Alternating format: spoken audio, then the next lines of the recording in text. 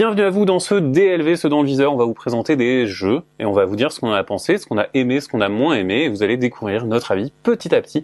Aujourd'hui, on va vous parler de 3 jeux pour enfants, pour ces fameuses têtes blondes. On va vous parler de Glisse Banquise, Ourson Taquin et du Grand Prix de Belcastel. Allez, c'est parti pour Ourson Taquin. Ourson Taquin est donc le dernier jeu qui est sorti chez Spaceco et Fred, tu vas nous expliquer de quoi il retourne. Oui, tout à fait. Dans Ourson Taquin, on va incarner 4 petits ours qui sont sur la banquise et cette banquise va fondre et on va essayer de les déplacer en évitant les montagnes, les lions de mer et la banquise fondue pour rejoindre leur petite maison et les mettre à l'abri. Tout ça dans un système de taquin où les morceaux de glace vont pivoter les uns vers les autres, parfois fondre, et il va falloir arriver avant que toute la glace n'ait fondu. C'est aussi simple que ça dure à peu près 15 minutes, et on va pouvoir jeter les dés pour essayer d'avancer nos ours sur les cases disponibles, mais aussi faire glisser les cases qui contiennent des ours ou pas vers les bons endroits, et éviter les endroits qu'on ne peut pas faire. Alors ça c'est pour le mécanisme. Qu'est-ce que tu en as pensé ?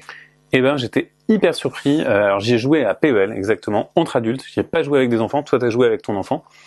Et donc, j'ai trouvé ça super dur. Mon premier réflexe, en voyant ça, je me suis dit, oh, mais attends, les enfants, ils meurent, ils sont en PLS et ils pleurent parce que y a la glace qui disparaît et ça devient dur. Il y a de la pression. Et en fait, en discutant autour de la table, on est tous arrivés à cette conclusion que, waouh, c'est super dur. Parce que les dés, ils peuvent être hyper difficiles avec toi. C'est les dés qui vont dicter s'il y a du vent et qu'on doit faire du taquin, ou s'il y a de la fonte des glaces et qu'on doit enlever, des tuiles. Oui, c'est ça, en fait. On est sur un mécanisme qui fait que, comme beaucoup de jeux enfants, les dés vont faire que tu vas y arriver ou pas. Donc, si tu as beaucoup de chance, le jeu va être moins difficile. Si tu n'en as pas, ça va être plus difficile. Mais le jeu amène quand même des éléments qui sont difficiles pour les enfants, qui sont du fait qu'on a 2 dés, et donc 2 actions différentes, qu'on va réaliser dans l'ordre qu'on veut. Soit l'un, soit l'autre, avant l'autre. Et ça, pour l'enfant de 5-6 ans, de se projeter dans, il faut d'abord que je fasse ci, et que je fasse ça pour optimiser mes mouvements, et ben c'est pas facile du tout, finalement.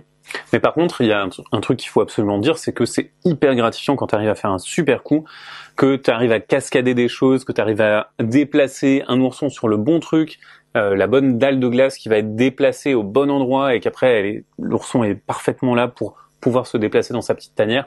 Là, on se dit génial, j'ai réussi mon coup et on est vraiment hyper satisfait. Le jeu nous fait nous sentir très intelligents. C'est ça, c'est challengeant, mais du coup, l'enfant est réceptif aussi à ce challenge et il apprécie y arriver. C'est-à-dire que quand il arrive à faire ce bon coup, ou bien justement de passer un passage que ça fait 4 tours qu'il n'y arrive pas et d'arriver à emmener l'ours jusqu'à la situation finale, il a une satisfaction qui est quand même très très forte et il le montre et on est content, on arrive à faire ça. Donc cette satisfaction, elle est liée à ses difficultés et il y a du répondant là-dessus. Et je trouve que il y a même émotionnellement, il se passe un truc dans le sens où au début, tu vois ton parcours, tu l'envisages très bien, tu te projettes facilement parce que tu sais comment envoyer les oursons vers l'arrivée. Et puis soudainement, il y a 1 ou 2 dalles de glace qui disparaissent et tu te dis ben non, mon parcours il marche plus du tout, je sais pas faire, comment on fait. Et il y a un peu ce désespoir qui s'installe dès le début parce que il y a ces éléments qui manquent pour résoudre le puzzle. Et après, en déplaçant, en faisant du taquin, tu te dis ah c'est comme ça. Et du coup, tu te dis ah génial. En fait, ces espaces, ils sont pratiques finalement parce que je vais pouvoir déclencher des pouvoirs cool. Et dans le dernier tiers de la partie, de la glace, il y en a plus beaucoup. Et c'est l'inverse. En fait, tu te dis j'ai besoin de plus de glace, j'ai besoin de plus de terrain. Donc il y a un peu cet ascenseur émotionnel, cette courbe de narration qui fait que t'es tout le temps en tension ou t'as tout le temps envie d'un truc. Et je trouve que ça marche super bien. C'est bien, mais alors c'est pas évident pour les premières parties pour les enfants. Moi, mon enfant a 6 ans, il avait du mal à se projeter dès le début sur tout ce qu'il devait faire, parce que il a bien compris qu'il avait pas le droit de toucher les montagnes pour les faire glisser. Par contre, les petits phoques qui se baladent, c'était perturbant parce que je suis un ours, j'ai pas le droit d'y aller. Parce qu'en vrai, les ours, ils ont bien envie de les boulotter, les petits phoques qui se baladent. Mais là, on n'a pas le droit d'aller sur la case des phoques. Et quand on a une ligne avec des phoques et des montagnes, on ne peut pas la passer. Et l'enfant, pour avoir la réflexion de ok, il faut que j'enlève une tuile de glace avant, puis que je déplace mon phoque sur cette case, puis que je puisse faire passer mon ours pour y arriver. C'est quelque chose en 2-3 temps de réflexion. Sur les premières parties, il les a pas du tout. Donc, il faut vraiment accompagner son enfant qui a 5, 6, 7 ans. Peut-être 7 ans, il va peut-être le comprendre tout seul, mais 5, 6, ça passe pas. Il faut lui apprendre sur la première partie. Ok, pourquoi tu fais ça? Parce que dans le prochain coup, tu pourras faire ça. Là, il arrive à comprendre pourquoi on a fait ce geste-là et il va se projeter, mais c'est pas évident au début en tout cas. Mais par contre, j'ai l'impression que ton enfant a vraiment apprécié. Et oui, parce que je trouve que l'adéquation thème mécanique, elle est quand même bien. L'édition est nickel, on se projette bien avec les petits ours à sauver, tout est joli, tout est mignon, et ce système de taquin, il marche quand même très bien. Alors, en tant qu'adulte, on va aider l'enfant pour le guider en disant, on pourrait faire ci, on pourrait faire ça. Quand on a 2 enfants en autonomie ou 3 enfants, c'est peut-être un peu plus compliqué. Mais en tout cas, quand on l'accompagne et qu'il fait ses propres choix quand même à son tour, ça lui procure une gratification qui est quand même assez importante. Et moi, le petit, à la fin de la partie, il n'avait pas tout compris, mais il a quand même beaucoup aimé et il a eu envie d'y retourner en disant, ok, j'ai envie d'y retourner parce que c'était bien et que le challenge qui était proposé, ça lui a plu, clairement. Ok. Ben écoute, plutôt très positif pour ce jeu. Oui, positif. En fait, le doute qu'on a eu, c'était juste un doute en tant qu'adulte en disant, est-ce que les enfants vont être assez forts pour ça? Pas complètement, clairement, un accompagnement est nécessaire, mais le challenge proposé est intéressant, l'édition est nickel, et c'est quelque chose auquel finalement on a envie d'y rejouer plutôt régulièrement. Donc un bon jeu enfant, bien édité, avec un peu de difficulté pour les enfants qui sont pas très habitués. Et j'ai même envie de dire que nous, en tant qu'adultes, en tout cas moi j'ai envie d'y rejouer, et j'imagine que toi aussi. Ouais. Mais voilà, nous en tant qu'adultes, on a envie d'y rejouer, ce qui est quand même assez bon signe parce que du coup, ça veut quand même dire que on est plus disposé à jouer à un jeu auquel on a envie de jouer plutôt qu'un jeu qui nous passionne pas. Ouais, donc plutôt réussi. On va passer au deuxième jeu sans plus attendre, et le deuxième jeu, on reste dans le thème, il s'appelle Glisse Banquise. Ok, on reste dans la banquise et on passe chez Glisse Banquise. Est-ce que tu peux nous pitcher comment ça marche? Oui, tout à fait. Alors, Glisse Banquise est un jeu dans lequel on essaye de faire arriver des pingouins. C'est un jeu coopératif. On essaye de faire arriver ces petits pingouins qui sont sur des îlots de glace sur la banquise en sécurité. Et donc, ils vont se déplacer de plaque de glace en plaque de glace. À notre tour, on va tirer une plaque de glace d'un sac et on va la glisser dans la banquise. La banquise va glisser et donc pousser les pingouins, et donc on va tout simplement essayer de créer un parcours optimal pour les pingouins. Donc, vous placez votre dalle de glace, vous avancez un des 4 pingouins, et c'est tout, vous savez jouer. Une fois que les 4 pingouins sont arrivés en sécurité, tous les joueurs ont gagné la partie. Alors, qu'est-ce que tu en as pensé? Alors clairement, moi en ouvrant la boîte, j'ai tout de suite envie de jouer. On voit comment ça fonctionne avec ces petits morceaux de glace, ces autres bouts de glace qu'on pousse pour essayer d'emmener la glace plus loin.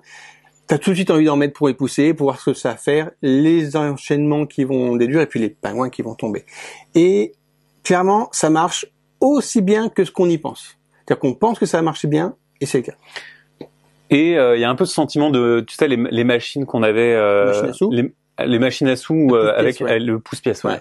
Il y a un peu ce sentiment-là qu'on retrouvait déjà dans Hop le jeton, qui était vraiment complètement inspiré de ça, des jeux Hop là. Mais ici, on n'a pas envie que ça tombe. En fait, on n'a pas envie de pousser trop loin.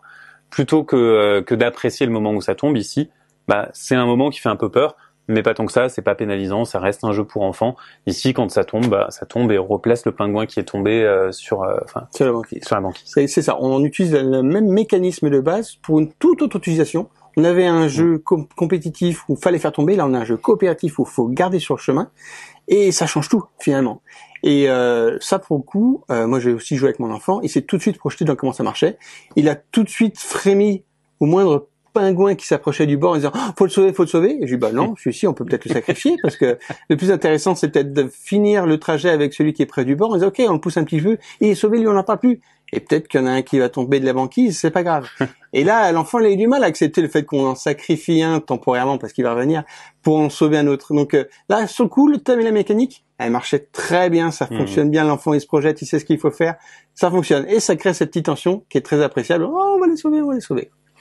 Après, il y a une variante un peu experte dont on peut parler. C'est une variante des lions de mer, donc on va avoir des tuiles avec des lions de mer. Quand on se déplace sur une de ces tuiles, on va rajouter dans les encoches un jeton lion de mer sur lequel on peut pas passer. Ça crée plus d'espace entre les tuiles. Et donc, en fait, c'est assez gênant. Au début, on se dit, c'est rien. Mais en fait, plus on avance dans la partie, plus on se dit, ouais, quand même, en fait, c'est pas si facile que ça. Même pour les adultes, ça peut poser du challenge parce que, en fait, t'as besoin de passer sur ces tuiles, t'as besoin d'avancer. Donc, à un moment, tu vas forcément rajouter de l'espace entre tes tuiles. Tu vas faire que tes parcours, ils marcheront plus. Et donc ça rajoute un peu de dextérité, un peu de planification aussi. C'est pas inintéressant une fois que l'enfant a pris un petit peu en compétence.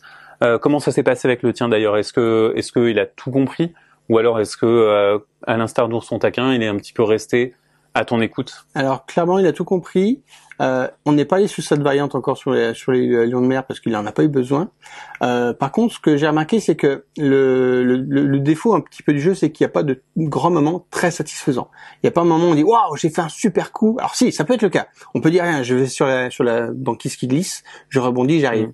Et même si mécaniquement le coup est intéressant, dans la finalité de ce qu'on fait, il n'y a pas d'effet waouh. Étant donné qu'on est content quand on sauve les pingouins plutôt que quand ils tombent, on n'a pas tellement la tension de je pousse et j'arrive à faire tomber au dernier moment. Et cette tension déportée de ce qui tombe à ce qui reste fait qu'il n'y a pas de grosse explosion de joie autour de la table et ça m'a manqué un petit peu finalement.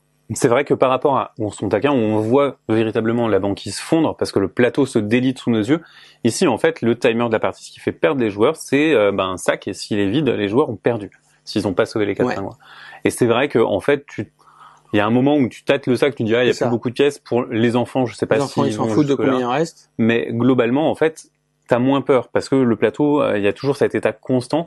Après, c'est pas ce qui est important dans Glisse Banquise ce qui est important pour moi, c'est vraiment la sensation que cette banquise elle change en permanence et qu'il faut s'adapter en permanence. On est dans le flow. Mais par contre, c'est vrai que comme tu le dis, il n'y a pas de grands moments d'émotion.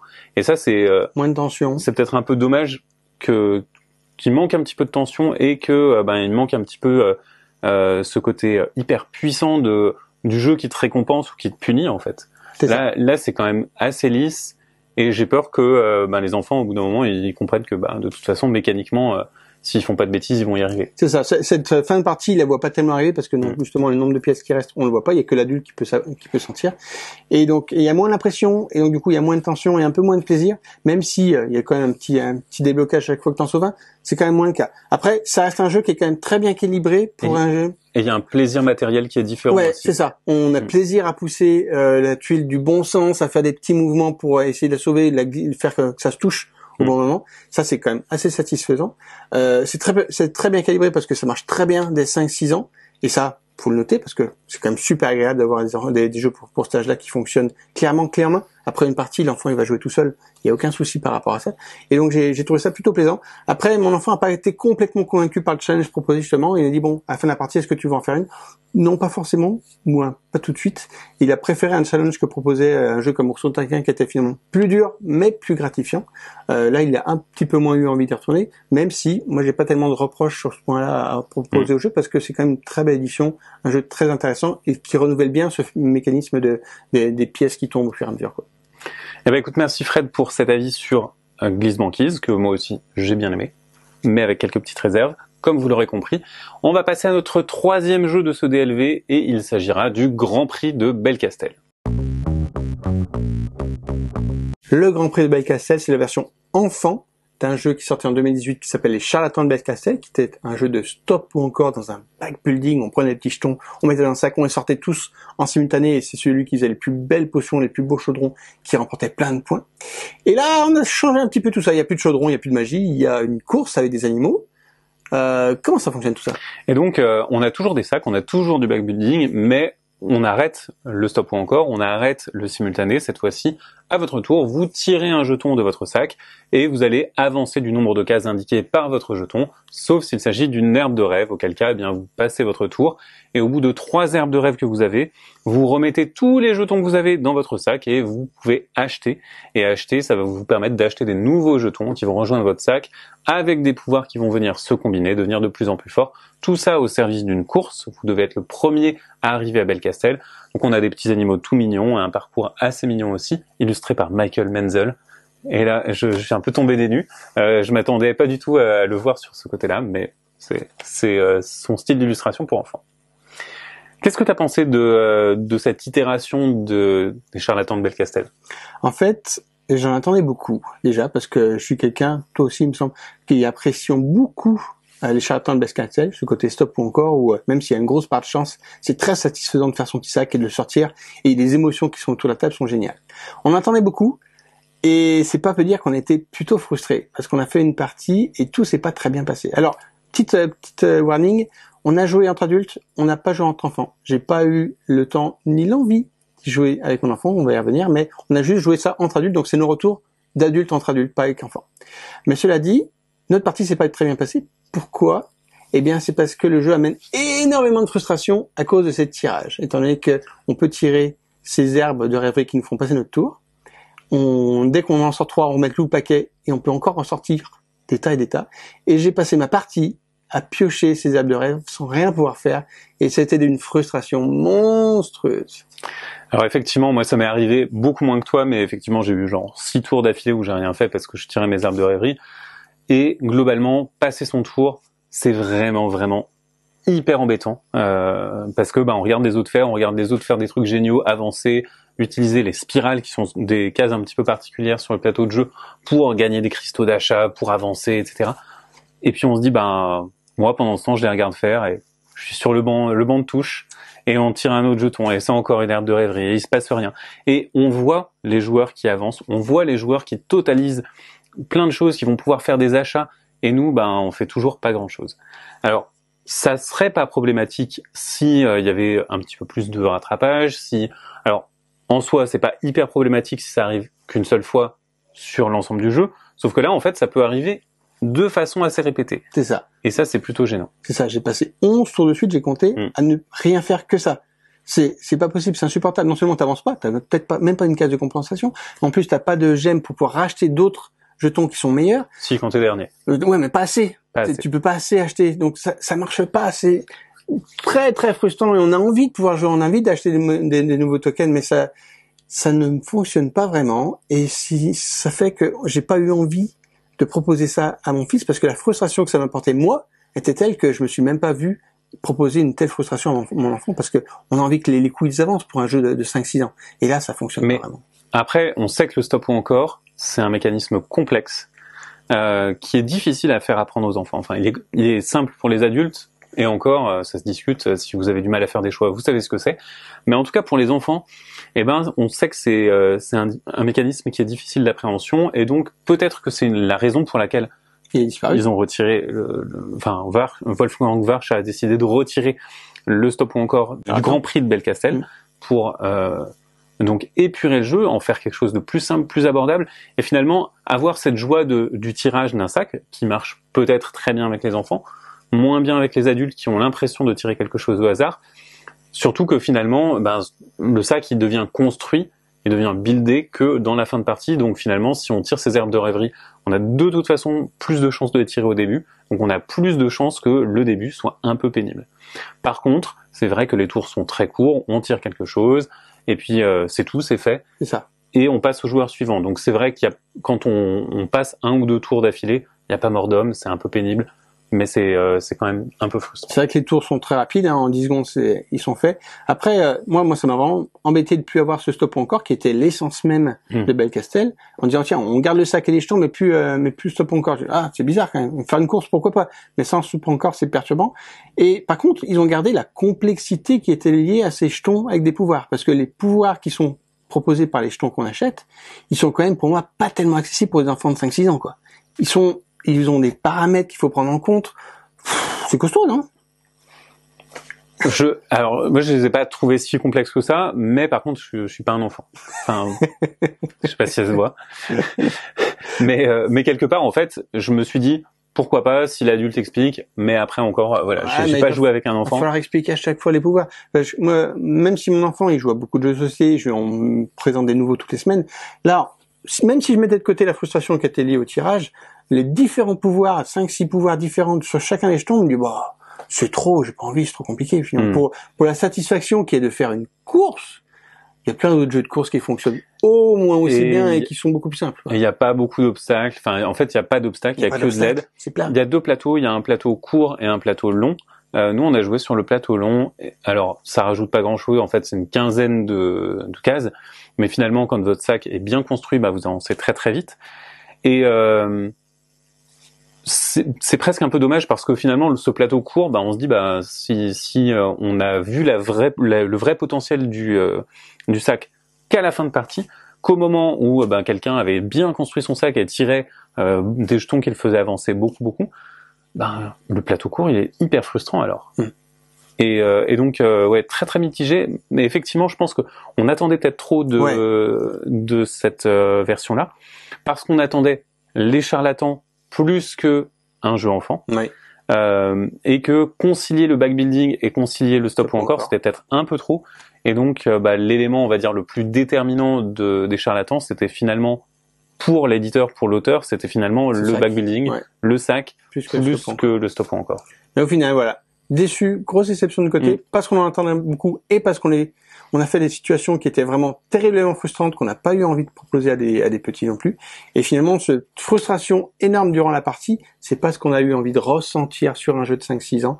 Un jeu enfant, ça a envie d'être fluide, a envie d'avoir du plaisir, a envie d'avoir des effets waouh. On n'a aucun effet waouh, on est juste, tu prends ton pion, soit c'est bien, soit c'est pas bien. Nous, ça nous a vraiment pas convaincus et on est vraiment passé à côté du jeu. Dites-nous si vous avez joué avec des petits, si eux, ils font abstraction de tout ça et qu'ils se projettent très bien et qu'ils s'y amusent, ça nous intéresse de savoir parce que on le conçoit pas, vraiment clairement on le conçoit pas après avoir joué entre adultes, mais j'ai pas envie de proposer ça à mon enfant pour le coup. Merci Fred pour ton avis sur le Grand Prix de Belcastel. Vous l'aurez compris, on est très très mitigé. Voilà pour ce DLV qui est désormais terminé. On vous a parlé d'Ourson Taquin, Glisse Banquise et du Grand Prix de Belcastel. N'hésitez pas à nous dire ce que vous avez pensé de ces jeux ou alors pensé de notre avis en commentaire. On est toujours preneur de ce que vous pensez des choses. N'hésitez pas à mettre un pouce bleu partagé, visitez le site ludovox.fr si vous voulez voir plus d'actu et de critiques sur le monde du jeu de société. Et si vous voulez nous soutenir, vous pouvez toujours aller sur Utip. Merci à vous, à bientôt sur ludovox.fr. Ciao. Salut.